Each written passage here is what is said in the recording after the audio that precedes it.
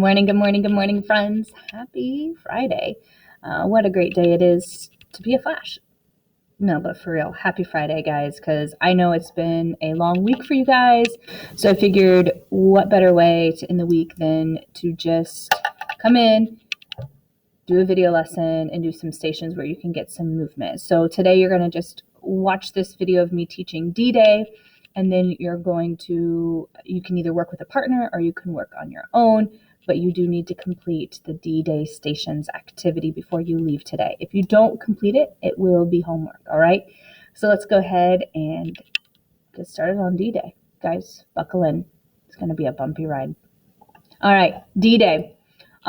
Just to recap everything that we have talked about for World War II, Germany has literally taken over most of Europe. Look right here, everything in blue represents what Germany has taken over. So we have Finland, Norway, we've got all of this area, and then you see Switzerland surrounded by blue, right?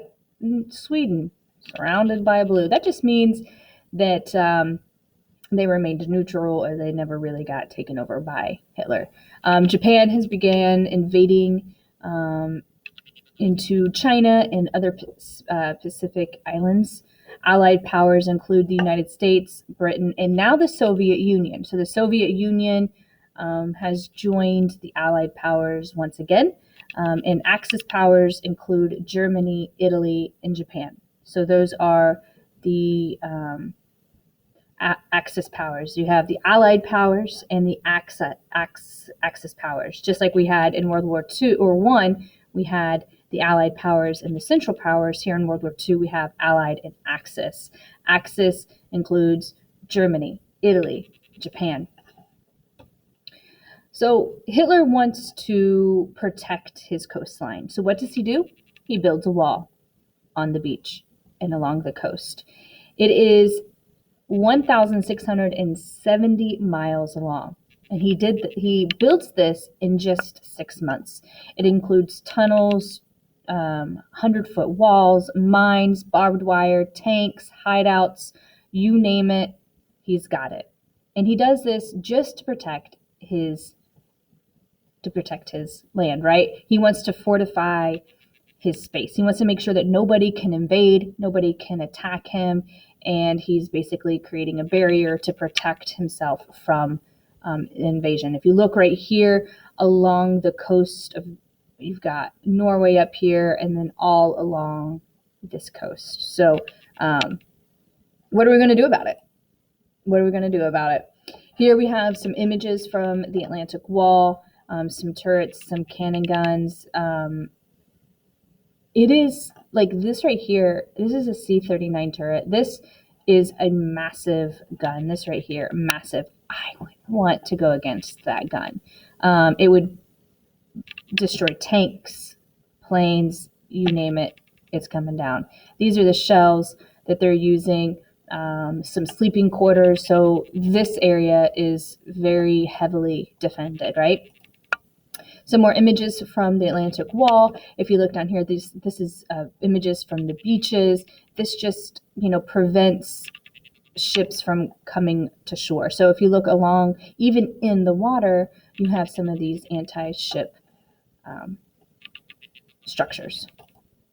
So what are we going to do? How do we get through it? Roosevelt, who is our president, Churchill, who is the Prime Minister of Great Britain, and Stalin, who is in charge of the Soviet Union, they discussed how they're going to bring down Hitler in Nazi Germany.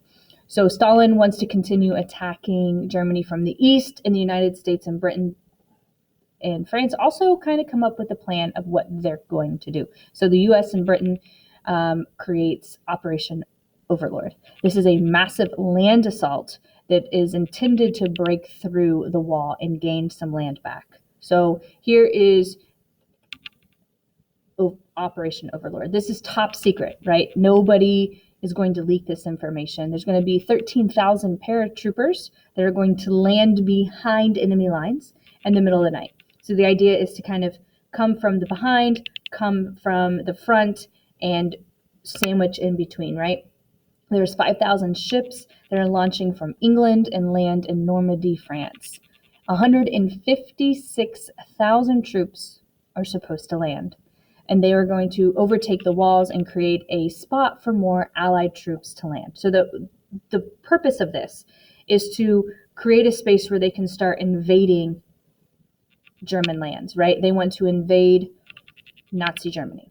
And the only way they can do this is if they storm the beaches. So if you look here at this map, remember maps are important, especially in wars. So look here, you have everything had a code word. So you got Utah over here, and this is the United States invading. You've got Omaha, again, the United States is coming in. You've got British troops coming into Gold. You've got Canadian infantry coming into Juneau. You've got British troops coming into Sword. So these several locations, you got 1, 2, 3, 4, 5 locations of troops that are storming the beaches of Normandy. Let's see how it plays out. D-Day, that is, anytime if you say D-Day around your parents, they'll know exactly what you're talking about. D-Day is the mission, Operation Overlord. It is literally delayed 4 times. Well, 3 times, and it finally takes place on the 4th day, on the 4th chance. So June 6th, 1944, this is the day the mission is ordered. By 12 a.m., bombers are supposed to drop bombs along the multiple coastal points to confuse Germans. You've got 3 a.m., those are when the 13,000 paratroopers are dropping behind enemy lines, and by 6 a.m., 6:30 a.m., troops are going to begin storming the beach. So it's a very tight schedule. They've got 6.5 hour window, and they need to make sure they're landing their targets. Okay. But you and I both know sometimes the plans, the best made plans, sometimes go wrong. So let's see. This video is actual image or actual video from D-Day. Go ahead and take the time to watch this once you finish with the lesson, but I'm not going to play it during the video lesson. Okay. So you can watch it once you conclude with this. So the cost, the D-Day offense was successful. Even though it was successful, there were still massive amounts of casualties, both Allied and Axis casualties. So you have 5,000 Allied troops that die, 10,000 German soldiers die, and 50% of the soldiers who land on Omaha Beach die. Guys, that means every other person in this class would have died on this attack. And that's something that, you know, when you think about the casualties of war, of who wins and who loses a war, is anybody really a winner? Because everybody has suffered some sort of loss, right? So victories in wars are so convoluted. Now Allies control land where they can push into Nazi Germany. And that's all I have for you guys today. Go ahead and start working on the D-Day stations. See you guys.